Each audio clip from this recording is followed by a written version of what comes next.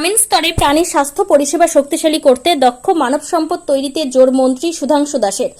গ্রামীণ স্তরে দক্ষ মানব সম্পদ গড়ে তোলার পাশাপাশি ত্রিপুরার প্রাণী স্বাস্থ্য পরিষেবাকে আরও জোরদার করতে বড় পদক্ষেপ নিল প্রাণী সম্পদ বিকাশ দপ্তর ও ত্রিপুরা সরকার। সোমবার আগরতলার প্রজ্ঞা ভবনে ত্রিপুরা প্রাণী সম্পদ বিকাশ দপ্তরের পৃষ্ঠপোষকতায় এবং কোশিশ সেবা ফাউন্ডেশনের উদ্যোগে আয়োজিত মাইনর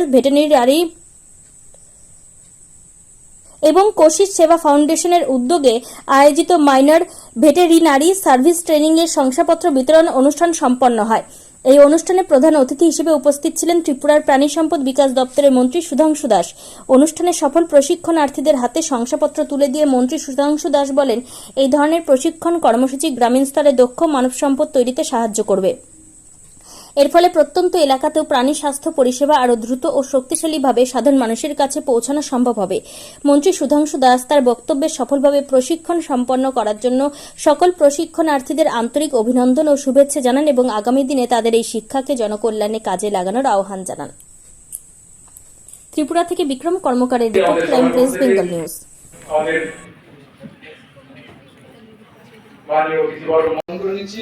প্রাণী সম্পদ বিকাশ দপ্তরের মাননীয় মন্ত্রী সুধাংশু দাস, প্রাণী সম্পদ বিকাশ দপ্তর ডক্টর বিমল কৃষ্ণ দাস আমাদের মধ্যে এসে পৌঁছে গেছেন। তাকেও আমরা বরণ করে নিচ্ছি। Thank you very much sir. Koshish Seva ফাউন্ডেশনের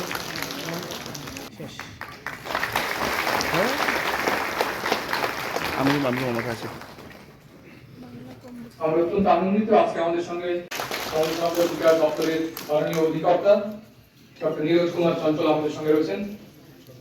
তাকে আমরা আজকের এই সুন্দর অনুষ্ঠানে স্বাগত জানাই।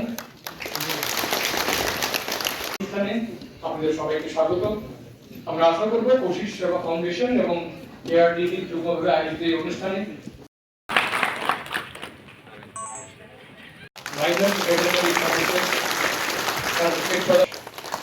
এটা আমাদের জন্য একটা গুরুত্বপূর্ণ অনুষ্ঠান, কারণ প্রাণী সম্পদ বিকাশ দপ্তর এটা আমরা উদযাপন করছি।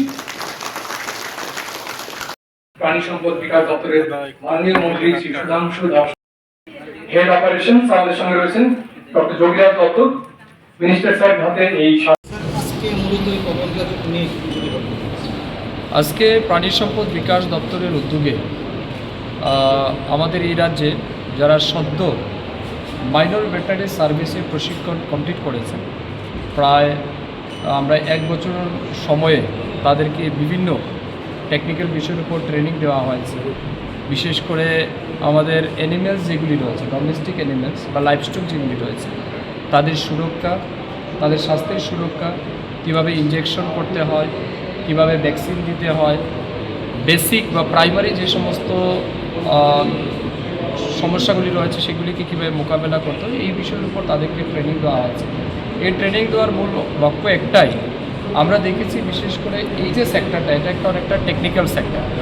বিশেষ করে আমাদের যারা ডক্টরস রয়েছেন, ভেটেরিনারি ডক্টরস, তাদেরকে সহযোগিতা করার জন্য প্যারামেডিক্স বা যারা রয়েছেন বা অ্যাসিস্ট্যান্টস বা সাপোর্টিং স্টাফ যারা রয়েছেন, তাদেরও কিছু না কিছু টেকনিক্যালি সাউন্ড থাকতে হয়, কারণ এটা সম্পূর্ণ হেলথ রিলেটেড ইস্যু। তো সেই জায়গাতে তাদেরকে প্রশিক্ষণ দেওয়া এবং আগামী দিন যখন আমরা ডিপার্টমেন্টে রিক্রুট করব, বিশেষ করে এআরডিএ আমাদের রিক্রুটমেন্ট হবে, তখন আমরা তাদেরকে প্রায়োরিটি দেব, যাতে তারা প্রায়োরিটি বেসিসে কাজ করতে পারে, সুযোগ পায় ডিপার্টমেন্টে।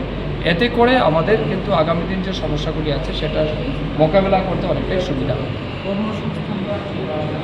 মূল উদ্দেশ্য একটাই, মনে করুন তারা যদি ডিপার্টমেন্টের চাকরি নাও পায়, তবুও কিন্তু তাদের একটা স্কিল হয়ে গেল, তারা ট্রেনিং নিল, তারা কিন্তু আপনারা দেখেছেন গ্রামে গ্রামে এমন অনেক লোক আছে যারা ইনজেকশন দেওয়ার জন্য টাকা পায়, এমন অনেক কুয়াক বলি যাদেরকে আমরা, তো তাদেরকে আমরা সেইভাবে ট্রেন করেছি। ধরুন আমাদের কোনো সময়, অনেক সময় কী আছে, মনে করুন বন্ধের দিনে অনেক ডাক্তার থাকে না, অনেক প্যারামেডিক্যাল স্টাফ যারা আছে তারা থাকে না, আমাদের সাপোর্টিং স্টাফ, সেই সময় তারা কিন্তু সেই কাজটা করতে পারবে। এবং তার থেকে আরেকটা বিষয়, এটা কিন্তু অস্বীকার করা যায় না, যে পরিমাণ ম্যান পাওয়ার আমাদের দরকার আছে, সেই পরিমাণ ম্যান পাওয়ার কিন্তু আমাদের সব জায়গাতে নেই।